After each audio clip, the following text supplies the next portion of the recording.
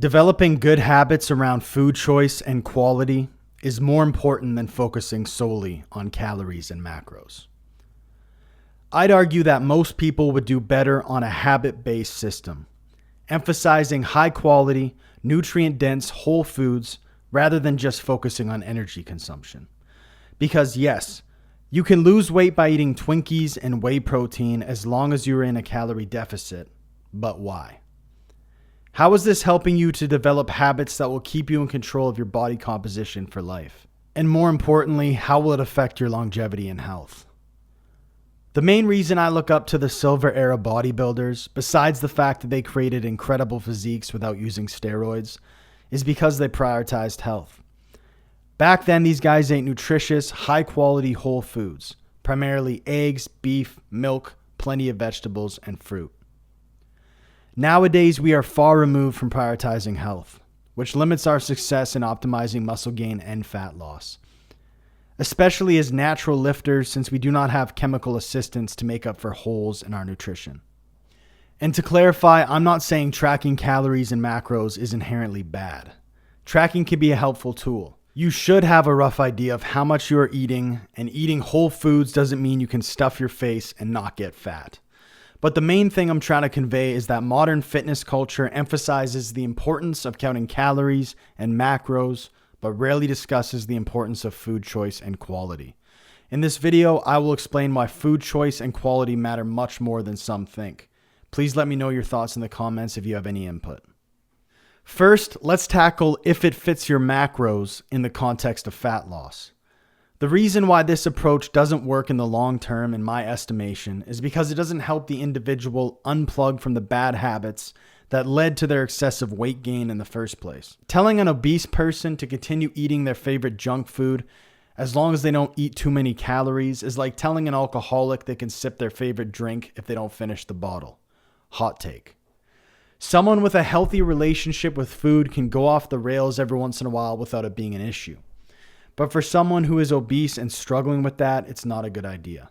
Sure, gradually weaning yourself off the junk is a solid approach to start. But the goal should be to eliminate as much of the garbage food as possible and get to a spot where 80 to 90% of your diet is high quality, nutrient-dense whole foods. Nutrient-dense whole food nutrition is superior for fat loss because it mitigates hunger while in a calorie deficit due to its high micronutrient content and fiber. It improves the quality of your sleep, gut health, and mood, and makes you a healthier and more driven person who will likely stick to your nutrition plan for the long haul. It probably affects us in many other ways that modern science can't measure yet. Another negative aspect of eating artificially flavored processed food is that it rewires your palate to crave more junk and makes wholesome food taste worse. In my recent podcast with Abel, I used pornography consumption as an analogy for eating hyperpalatable processed foods. Your palate becomes desensitized to the flavors of natural foods. In the same way, porn consumers need more obscene content to get them off as they become desensitized to the vanilla stuff. A book that I recommend that is relevant to this topic is The Dorito Effect by Mark Schatzker. It explores the link between flavor and nutrition and why artificially flavored processed foods contribute to poor health outcomes. My buddy Faz put me onto it initially, and it's a great read. To summarize, calories in and calories out is the mechanism, but good nutrition is much more than that. Simply telling someone to eat in a caloric deficit or to eat less and move more isn't very helpful. That's like telling someone poor to make more money and spend less. Because ultimately, your success in achieving a calorie deficit or staying consistent with your nutrition in general will be predicted by the foods you choose to eat. And I'd argue that it'll be much easier for you if you avoid junk food, even if it fits your macros. And one thing that drives me crazy is when nutrition gurus say there are no good or bad foods, and there shouldn't be any moral connotations around food. Of course, there are good and bad foods. I don't think many people would argue that ice cream, pizza, and candy are good foods. And in regards to the moral connotation surrounding food, you shouldn't be shamed or demonized for how you eat, but we all have a moral responsibility to take care of ourselves. Choosing to overindulge in garbage food constantly is morally questionable, but that's a philosophical conversation that will have to be addressed in another video. Eating clean doesn't need to be plain chicken breast, broccoli, and rice on repeat. I want you to shift your mindset from the normie view that eating healthy tastes bad. If you are willing to put effort into your training, then you should be ready to put effort into your nutrition, which involves learning how to cook and making things taste good. I'd argue that getting your culinary skills up to par is non-negotiable if you wish to be jacked, stacked, and healthy. I'm not going to go into detail on how to shop for healthy foods and cook in this video, but if you are interested in such a video, please let me know in the comments. But I am bulking, bro, so food quality shouldn't matter. I need pizza and ice cream to get my surplus in. I want to highlight why bulking on shit foods is a bad idea, and why eating whole foods is a much better approach even when on a bulk. You are much more likely to overdo your surplus when consuming ultra-processed foods. Also, your palate will be accustomed to this way of eating. And when you inevitably have to cut down, you will spend a ton of time just trying to break bad habits and probably have strong urges to binge. And that's not to mention that micronutrients play a significant role in testosterone production and muscle gain. A body that isn't in an optimal state of health will have a more challenging time gaining muscle. This should be obvious. 16-year-old bodybuilders on TikTok will hop on drugs to achieve the body they want because they have been black-pilled into thinking they have bad genetics. But how many of these young aspiring bodybuilders have ever seriously considered maximizing the nutrient density of their diets before taking such drastic measures? Izzy Narvez and Faz, both very knowledgeable guys, both are jacked and stacked, made some excellent points on my podcast, so I'm going to let those clips drive these points home. Some people like to shit on that because it's been like, calories and macros. You can eat a croissant for breakfast and be fine. And like, sure, you could, but why? It's not going to help you necessarily. So I have like really strong opinions about that aren't heavily backed by the current literature. This is the Bro Science podcast, man. Let it go.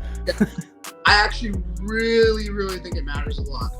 And I'll even go so far as to like cite cattle research on this. It's obvious why they won't do this research in humans, but on cattle, they have taken them and done experiments where they will restrict certain micronutrients to see what maximizes yield. The whole point of feeding this cow is we want to give it the cheapest food possible and still get the highest meat yield and the best meat that we can. What the research on that has shown, and again, it's not in humans, I understand that, but if you restrict certain micronutrients, it can not only cut muscle gain rates into fractions, it can actually completely stop muscle growth if some of those micronutrient intakes are too low. Potassium, for example. When you're building a new pound of muscle, it's not just the dietary protein. You need certain amounts of micronutrients to assimilate all of that into the body as well. And if you have a limiter there somewhere, even if you're getting sufficient protein and there's stimulus from the training, if that micronutrient limiter is there, you will see less muscle gain than somebody who is eating a micronutrient-rich diet. I make sure that my diet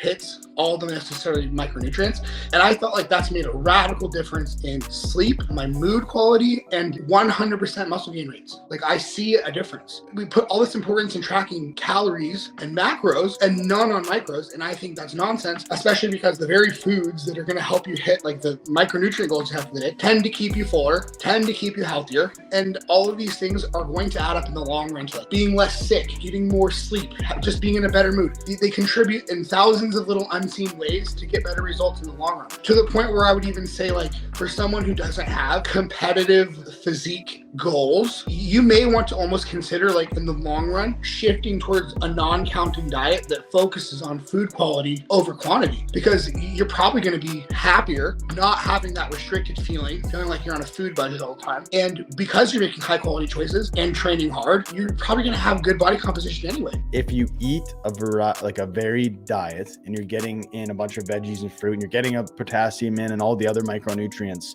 that's another thing too, is micronutrients, something that does not get a lot of love. It does not get enough respect, in my opinion. It kind of it sorts out everything. If you're eating whole foods, you're eating eggs, meat, and you're eating foods that naturally contain saturated fat, it kind of sorts that out. You're not going to overdo it. So many of these things we don't even understand, what this micronutrient does to this micronutrient. I think it's pretty intuitive and common sense to be if you're eating a whole food, unprocessed diet that you're going to get, everything's going to kind of sort itself out. I think that's a really good soundbite for the show. And for the guys who are listening at this point, we have gotten into the weeds quite a lot, but I do want to emphasize the fact that actually doing this right is very simple. Never mind about the precise amounts of sodium, potassium, saturated fat, all that kind of stuff. But if you just move towards more of a whole food diet, you will be a lot better off, because like we've discussed, there is a lot that we don't understand. There is probably even more effects on our hormones, on our gut microbiome, on our brains that we still don't understand. But the good thing is, if you are just sat there thinking, whoa, these guys are talking some pretty high level stuff, how does this benefit me? It benefits you by saying, look, just don't worry too much about the macros, about your precise amounts of everything. Just eat predominantly whole food, plant-based type of diet with a good broad range of fruits, vegetables, meats, all that kind of stuff, just a balance. You know, if you want the best type of health, you've got to just focus on whole food diet, and you'll be absolutely fine.